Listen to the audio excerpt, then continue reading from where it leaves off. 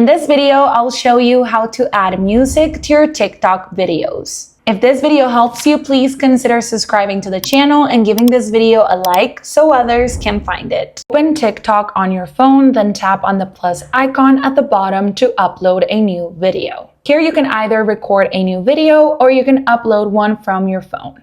After you have your video uploaded, select Add Sound. Here, TikTok is going to give you different audio suggestions depending on the video that you just uploaded.